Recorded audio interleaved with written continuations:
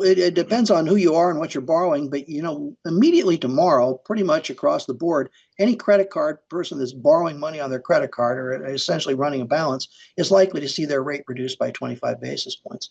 Um, the banking system, like I said, about half of loans float off of very very short term rates, and most anybody who's borrowing for inventory or corporate America that's borrowing on a short term basis will see an immediate reduction in their interest rate by 25 basis points. Auto loans are really set more like off of the 2 year treasury or 3 year treasury. And so you might see a slight reduction, but the ability to borrow for General Motors can borrow on a floating rate basis.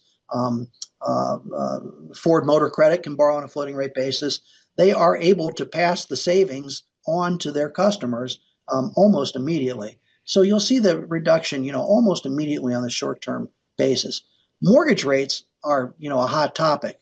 And of course, I just mentioned that interest rates in the longer end went up a few basis points.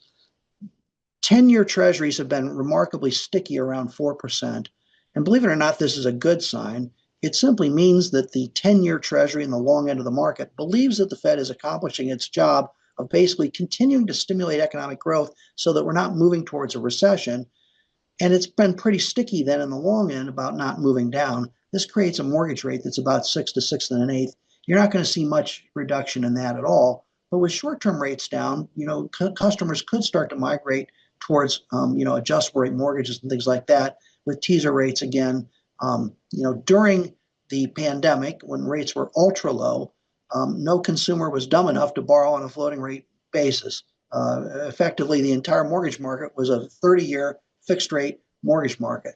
But today we are seeing a rebirth in the adjustable rate mortgages, 5 ARMs, 5/1, 7/1 ARMs, to take advantage of probably a 50 to 100 basis point lower interest rate.